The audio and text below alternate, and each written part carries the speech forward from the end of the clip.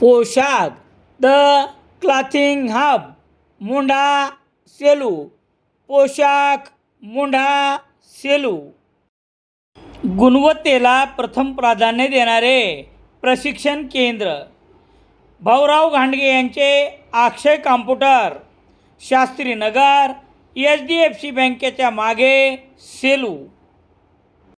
सेलू तालुक्यातील सोन्ना येथे विवाहानिमित्त बहिणीकडे आलेल्या एका 37 वर्षीय महिलेच्या विनयभंग प्रकरणी तरुणावर 12 एप्रिल रोजी सायंकाळी 7:14 वाजता गुन्हा दाखल होतात.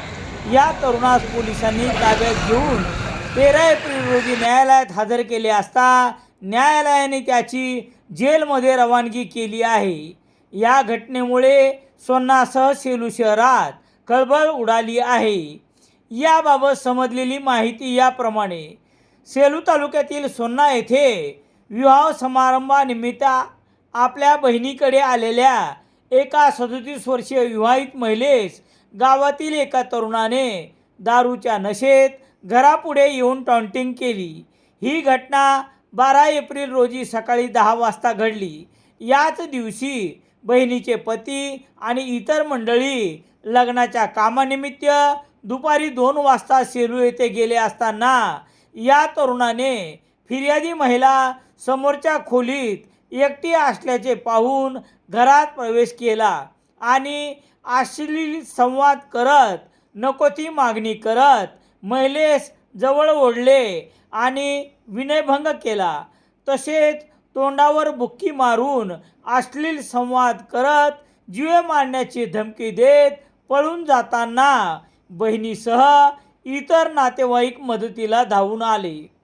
37 वर्षीय महिलेने दिलेल्या फिर्यादीवरून गुन्हा रजिस्टर नंबर 188/2026 कलम 74, 75/2, 233, 115/2, 351/2, 351/3 भारतीय न्याय संहिता अन्वये आरोपी सुरेश संतोष मगर राहणार सोन्ना तालुका सेलू याच्यावर 12 एप्रिल रोजी सायंकाळी 7:14 वाजता गुन्हा दाखल करण्यात आला आहे.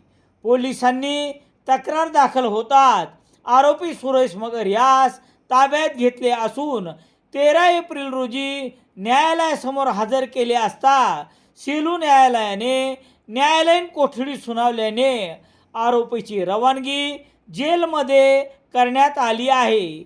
दरम्यान या घटनेत आरोपीने गावात पाहुणे म्हणून आलेल्या महिलेसोबत असले कृत्य केले की अन्य प्रकार आहे हे मात्र पोलिसांनी निपक्षपाती तपास केला तर खरे कारण पुढे येईल अशी या घटनेबाबत चर्चा होत आहे.